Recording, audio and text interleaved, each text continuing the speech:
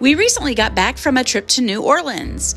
Let me show you where to go, what to see, what to eat, and how Bourbon Street is with children. I will even show you a tip on free parking in the city and even a couple day trip ideas outside of the city. Come along.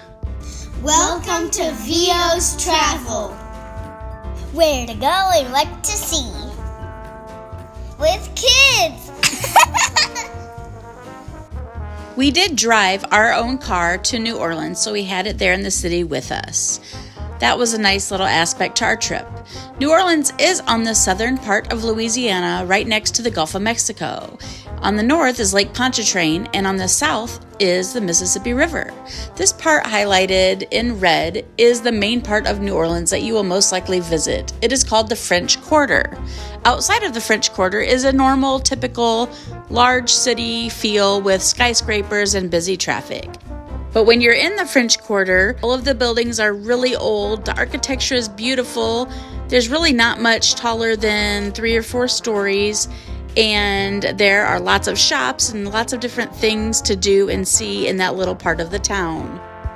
First things first, Bourbon Street. It is where the Blue Line is, and it is the place that most people visit when they go to New Orleans. Drinking on this street is legal in New Orleans, and Bourbon Street is full of bars, day drinking, lots of night drinking, I'm sure, and some restaurants, but mostly bars. We were warned that there could be very inappropriate things on Bourbon Street, but luckily we did not encounter that. We parked our car and headed towards the French Quarter and did not intend to take our children to Bourbon Street, but the first block that we stopped at, we looked up at the street sign, and sure enough, we were on Bourbon Street. We did choose to go to a restaurant right there, and we waited outside to get into that restaurant and was able to watch people walk by. We were there on a Saturday around 1 to 2 p.m., and it was a little busy. Luckily, we didn't see anything completely outrageous. The 2 things that I did note was one neon sign advertising male dancers, if you will. I'll try to keep this video family friendly and explain in a nice manner. And the second thing that we did see was in a couple gift shops, there was a t-shirt with a woman's chest cartoon on the front of that t-shirt. Other than that, we were really pleasantly surprised with what we did not see on Bourbon Street. We did not press our luck, however, and only stayed on Bourbon Street for maybe 1 or 2 blocks, and then we headed over to Royal Street, where it is much more family friendly, a lot cleaner, and a lot nicer.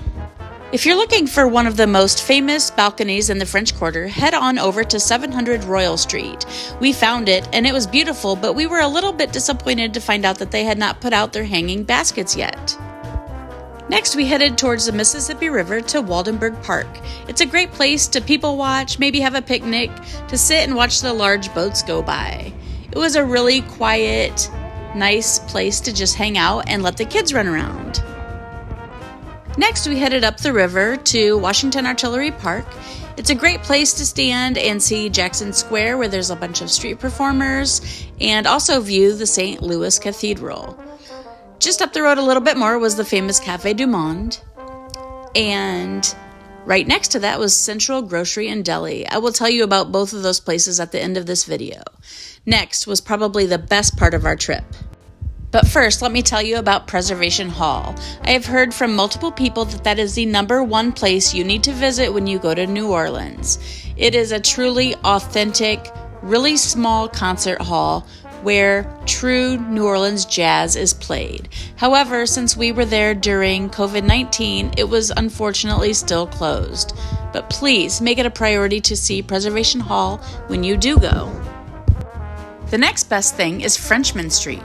Head on over to Frenchmen Street and up a block or 2, and there you will find, starting around 2 or 3 p.m., authentic jazz musicians playing outdoors, and it's completely free.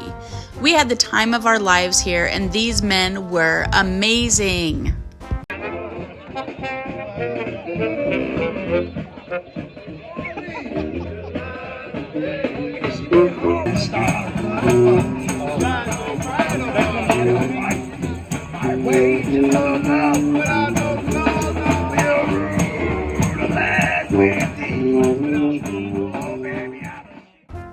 Another block or so up Frenchman Street was Washington Square. It was a nice park with a little field and a playground for the kids to run around in. I highly recommend spending a little bit of time here to let your kids burn off some steam. It is on Royal Street, so head back down Royal Street to check out more of the beautiful architecture. One of the last things we did in the French Quarter, besides eat, which I'll talk about later, is visit the Jean Lafitte Visitor Center. If you have a Passport to Your National Parks book like we do, there is a stamp there for your book. The next thing I suggest is to head to the Barataria Preserve. It's about a 20 to 25 minute drive from the city, and there are a bunch of hikes to choose from that will take you through the swamp. We're at the Bayou Coco Trail. We're going to take a walk through the swamp. Let's do this! What are we going to see? Alligators! We hope so. We're at the Barataria Reserve. Let's go.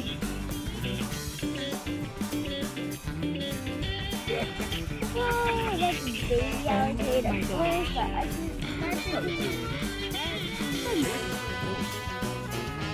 How long is it? Maybe 6 foot?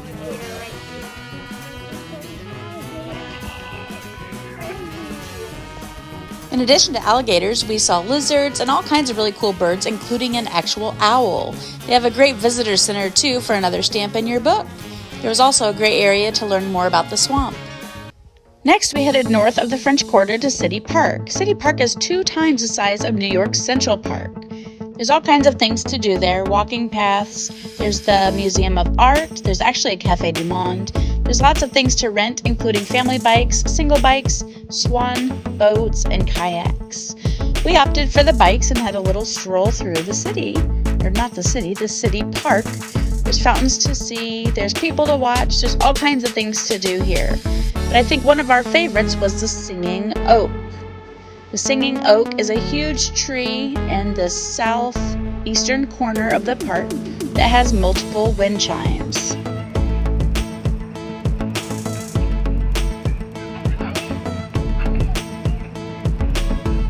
One of the things that we really wanted to do in City Park but could not due to COVID was head to Carousel Gardens. It's an actual amusement park inside City Park.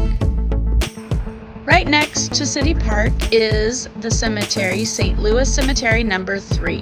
It's free to enter and it's great to walk around and look at all of the tombs. They can fit dozens of people in the same family in just one of those tombs. Another really great cemetery to visit is St. Louis Cemetery number 1. The Voodoo Queen Marie Laveau is buried there. And another great one is Lafayette Cemetery number 1 in the Garden District. It's one of the most beautiful with lots of live oaks surrounding the tombs. Before heading completely out of the city, make sure you get a Jazzy Pass for $3 per person that lasts all day and hop on the St. Charles streetcar to visit some beautiful houses in the Garden District. There you can see the homes of Archie Manning, John Goodman, Sandra Bullock, and even Beyoncé and Jay-Z's homes, which was an old Presbyterian church. About 45 minutes from New Orleans is Alley Plantation. It was a beautiful but very somber place to visit and learn from. Admission was $25 per adult and down to $7 per child, and there were tours every half hour of the big house and a bunch of other exhibits you could check out, including the slave quarters and the sugar fields. Like I said, it was really beautiful, but we learned a lot. And it was a great opportunity to teach our children part of the United States history. Being so close to the Gulf of Mexico, you would think there would be lots of beaches nearby. But the closest beaches are in Grand Isle, Louisiana, and Gulfport, Alabama. So I'd recommend taking the 2-hour drive to Grand Isle. It's a gorgeous drive. You see lots of great scenery while you're there.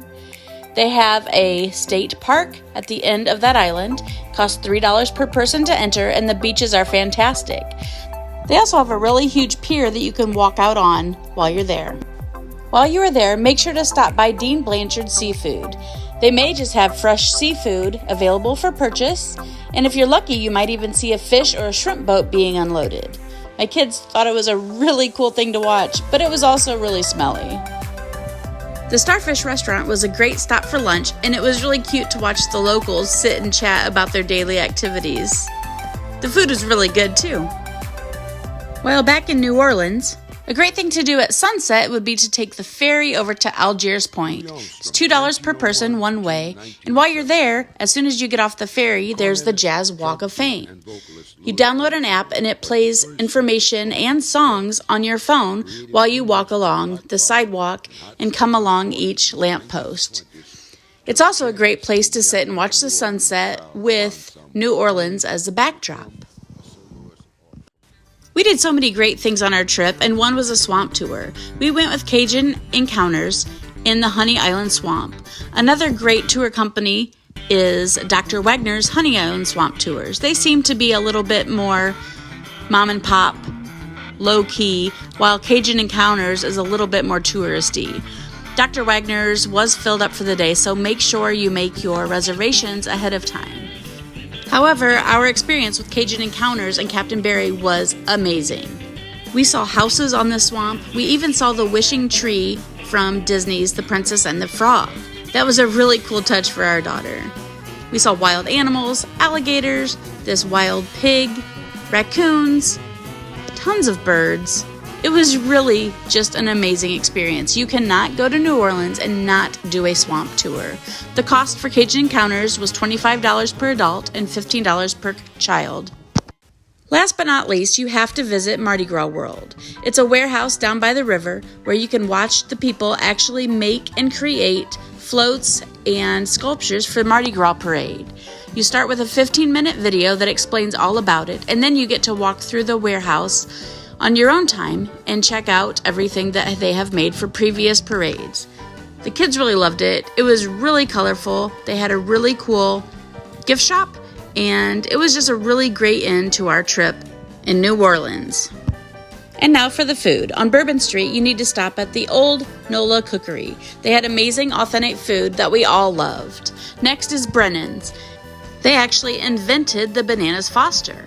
Make sure you go when you can sit in the courtyard because it's a really gorgeous atmosphere. Hi, we're at Brennen, and let me show you the turtles. Look, that one's already moving. Not that one. There's one under there.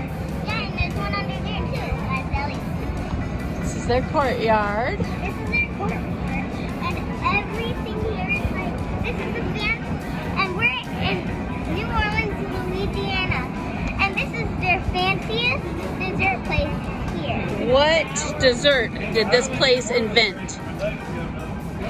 Bananas? Bananas? Foster. Frosted.